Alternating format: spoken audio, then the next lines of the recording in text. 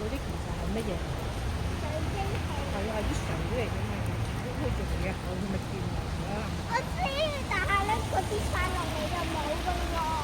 啲原落嚟佢又可以拎翻上去啦，係好熱嘅時候。咁所以點解夏天嘅時候會多啲落雨？因為蒸得多啲上去。冬天就少啲落雨，因為唔蒸咁多水。